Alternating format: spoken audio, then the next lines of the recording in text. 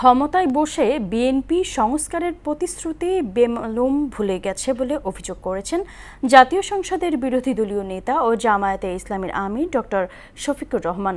দলীয় লোকদের কিছু কার্ড দেয়া ছাড়া পুরনো বন্দোবস্তের বাইরে কিছুই করতে পারেনি বলে উল্লেখ করেন তিনি। রাজধানীতে আলাদা দুটি অনুষ্ঠানে অংশ নিয়ে এসব কথা বলেন তারা। আরও জানাচ্ছেন উষা ফেরদাউস। ২৯ মিন্টো রোডে বিরোধী দলীয় নেতার সরকারি বাসভবনে জুলাই এখনো শেষ হয় নাই শীর্ষক স্থিরচিত্র প্রদর্শনী পরিদর্শন করেন বিরোধী দলীয় নেতা ও জামায়াত আমির ডাক্তার শফিকুর রহমান। পরে প্রেস ব্রিফিংয়ে তিনি বলেন, জনগণের অধিকার নিশ্চিত হলেই প্রকৃত অর্থে জুলাইয়ের সমাপ্তি হবে।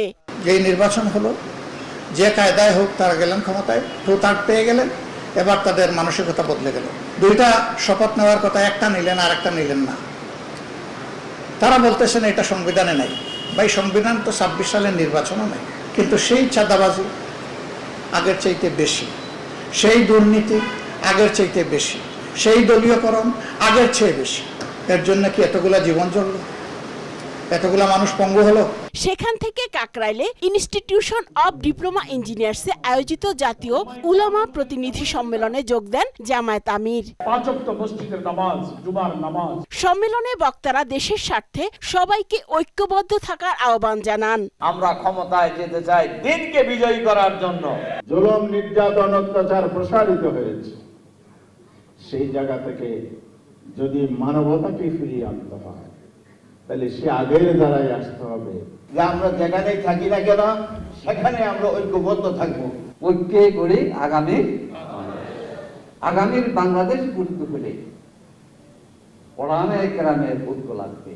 এ সময় আলেম সমাজকে উস্কানিমূলক বক্তব্য দিয়ে সমাজে বিভেদ সৃষ্টি না করার আহ্বান জানান তিনি। নিজের থেকে কেউ কোনো উস্কানিমূলক বক্তব্য দিয়ে বিশৃঙ্খলা যেন আমরা সৃষ্টি না করি, এটা খেয়াল রাখতে হবে। হক কথা বলবেন, মাউইজায়ে হাসানার সাথে বলবেন, হিকমার সাথে বলবেন। তারপরে যেটা হবে তাবিজুল জামিয়া, সমস্যা নেই। সম্মেলনে কলেজ মাদ্রাসা ইসলামী শিক্ষা সংকোচন বন্ধ সহ ৬ দফা প্রস্তাবনা তুলে ধরা হয়। অবিলম্বে মাদ্রাসা শিক্ষা সংকোচন নীতি বন্ধ করুন।